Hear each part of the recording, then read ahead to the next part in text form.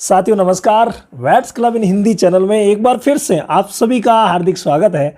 आज हम पहुंचे हैं एक ऐसी ढाणी में जहां पे कि नागौरी गाय को एआई की जाएगी, वो भी हीफर यानी फर्स्ट टाइमर। तो फर्स्ट टाइमर वो भी नागौरी बहुत ही चंचल नस्ल होती है और विशेष तौर से जो फर्स्ट टाइमर है उनको एआई करना बड़ा ही मुश्किल होता है।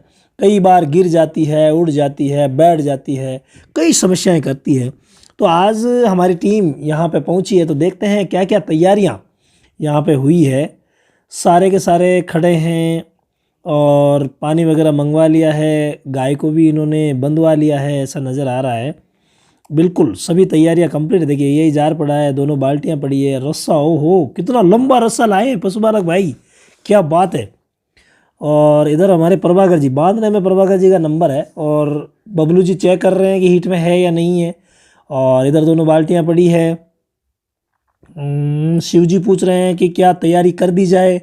तो पहले उनकी तरफ से निर्देश आने दो कि है या नहीं है हीट में, ये निर्देश देंगे। तो फिर जितनी देर आप टेम्परेचर बराबर करके रखें, टेम्परेचर सही रहेगा तो बाद में दिक्कत नहीं आएगी।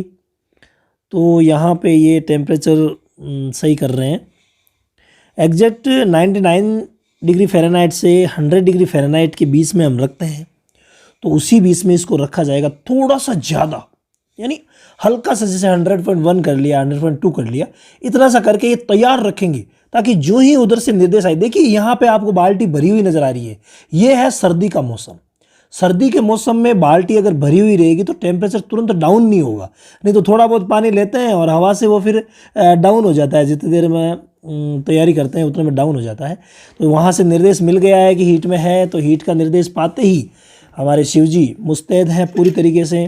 तो निकालेंगे स्ट्रो को। तो यहाँ पे पशुपालक भाई ने डिमांड की है कि मेरे गिर का सीमन लगाओ। आजकल देसी की डिमांड्स जो है वो थोड़ा गिर की तरफ ज़्यादा बढ़ रही है। तो हमारे एरिया की बात कर रहा हूँ मैं। तो गिर का ये सीमन निकालेंगे। गिर वाला जो 3 नंबर है गोबलेट, उसको निकाला है और उसमें से एक सीमन गिर का इन्होंने निकाल लिया है। और निकालने के बाद हल्का सा इसको रबिंग करके और पानी में डाल देंगे, क्योंकि इसके ऊपर जो लगी हुई है LN2 वो हटनी ज़रूरी है। बस ये देखिए आराम से नीचे चला गया। कई बार ऊपर तैरता रहता है, इसका मतलब कुछ प्रॉब्लम हो सकती है। कई बार जो ही हम पानी में डालते हैं और पीछे से जो फैक्ट्री सील है वो हट जाती है, इट मीन्स कोई ना कोई प्रॉब्लम है। तो यहाँ पे कोई प्रॉब्लम नहीं हुई है और पूरी तरीके से गाय को बांध रखा है, एकदम से सारा मामला सेट है। गाय भी नागौरी नस्ल की होते हुए इतना ये उछल कूद नहीं कर रही है, जबकि गौर से देखा जाए ना थोड़ी बहुत थार फार कर मिक्स है, प्योर नागौरी नहीं है। तो इस वजह से भी ये ज़्यादा चंचलाहट दिखाई नहीं दे रही है इसमें। तो ये हो गए हैं 30 सेकंड से 1 मिनट के बीच में रखेंगे और रखने के बाद तैयार कर लेंगे। तो आगे की क्या तैयारियां चल रही है देखिए। हमारे प्रभाकर जी बहुत ही मुस्तैद है, बांधने में बहुत ही अच्छे हैं। इन्होंने बहुत अच्छा कवरअप किया है यहाँ पे आके। सिर्फ 15 दिन शायद हुए नहीं है इनको, 15 दिन आए हुए, लेकिन बहुत ही अच्छा कवरअप किया है। PD वगैरह करने लग गए हैं और AI में भी इमरजेंसी में करते ही हैं। और शिव जी तो फुली ट्रेंड है AI और PD में। तो यहाँ पे स्लीव्स पहन करके और AI करने के लिए तैयार हैं। और शिव जी यहाँ पे कर रहे हैं गन को गर्म। जी हाँ, सर्दी के मौसम में गन को गर्म करना बहुत ज़्यादा ज़रूरी है, नहीं तो फिर जो ही आप निकालेंगे, होता क्या है कि सीमन जब बाहर आता है, बाहर आने के बाद हल्का सा टेम्परेचर उसका बढ़ता है। बढ़ने के बाद हम 100 डिग्री पे या 99 से 100 के बीच में रखते हैं, तो उतना ही टेम्परेचर मेंटेन रहना चाहिए जब तक वो हम बॉडी ऑफ यूट्रस में छोड़ नहीं देते। यानी हमारी पूरी कोशिश रहनी चाहिए कि टेम्परेचर 99 से 100 के बीच में मेंटेन रहे। इसीलिए सारी तैयारियां पहले करवाते हैं कि तुरंत जैसे इन्होंने लोड किया और चेक किया, चेक करते ही तुरंत हम अंदर डाल दें। अब यहाँ पे एक वाकया और होने वाला है, जो एक विशेष जानकारी मैं आपको दूंगा।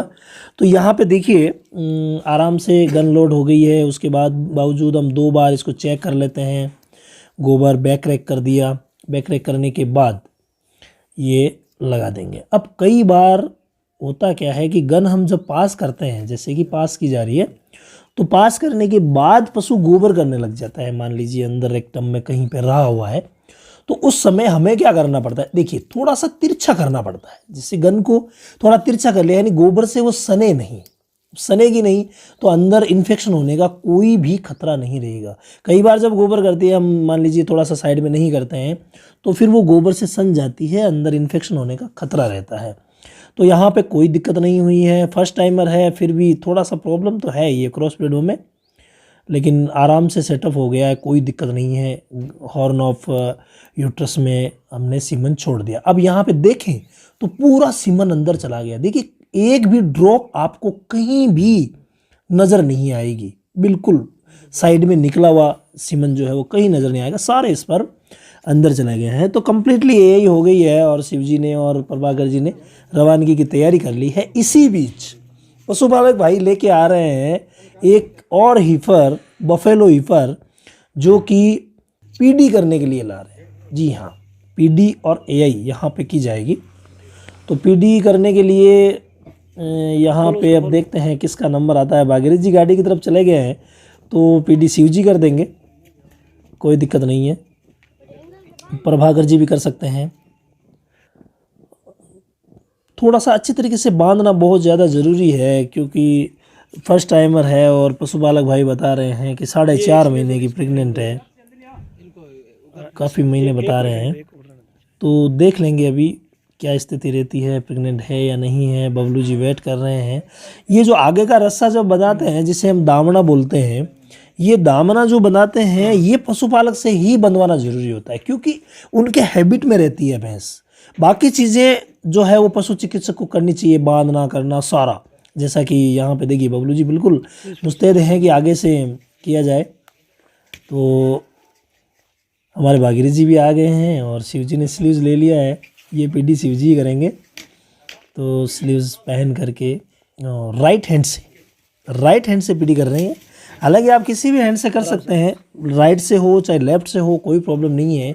और हमें अपने दोनों हाथ एक्टिव रखने चाहिए, ये भी बहुत ज़्यादा ज़रूरी है। दोनों हाथ अगर एक्टिव रहेंगे, जैसे पीडी किया राइट से कर दिया और एआई किया लेफ्ट से कर दिया, कभी पीडी लेफ्ट से कर दिया, तो कोई प्रॉब्लम नहीं है। दोनों हाथ एक्टिव होने बहुत ज़्यादा ज़रूरी है। तो यहाँ पे देखते हैं, पहले बैक रैक करेंगे, लेकिन विशेष निर्देश इनके लिए ये रहता है कि अगर आप पीडी कर रहे हैं और अगला 4.5 महीने से ऊपर बता रहा है, तो उस स्थिति में हमें बहुत ही सॉफ्टली हैंडल करना है अंदर। ऐसा ना हो कि किसी भी सूरत में ओवरी टच हो जाए। अगर ओवरी टच हो गई, इट मीन्स अबॉर्शन श्योर हो जाता है। ओवरी को किसी भी सूरत में टच नहीं करना है, क्योंकि ओवरी टच करने से प्रॉब्लम्स हो सकती है। तो यहाँ पे बहुत ही अच्छी तरीके से पहला ट्रेनिंग का बिंदु यही रहता है कि क्या क्या हमें सावधानियाँ रखनी है, क्योंकि ये बहुत ही बड़ा इश्यू है। अगर हमने पीडी की और सेकेंड या थर्ड डे या 10 दिन के अंदर अंदर मान लीजिए भैंस बच्चा गिरा देती है, तो वो बहुत ही बड़ा इश्यू बन जाता है, इमेज डाउन होती है, पशुपालक भाई को नुकसान होता है। तो ऐसा काम हमें नहीं करना है। पूरी सावधानियाँ हमारे चैनल पर, हम पूरी की पूरी सावधानियाँ आपको एक एक करके बताएंगे। आप हमें कमेंट करते रहें, जो भी कमेंट आपके आ रहे हैं ना, हम सारे देख रहे हैं और उन पर वीडियोस भी आपको जल्द ही मिलने वाला है।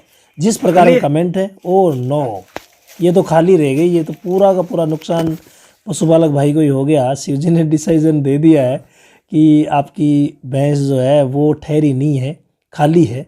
बिल्कुल छोड़ दो भाई, खाली है तो फिर करना क्या है। अब वापस जब हीट में आएगी तब देखेंगे, हीट में आने के बाद इसको पुनः एआई की जाएगी। तो आप सभी का बहुत बहुत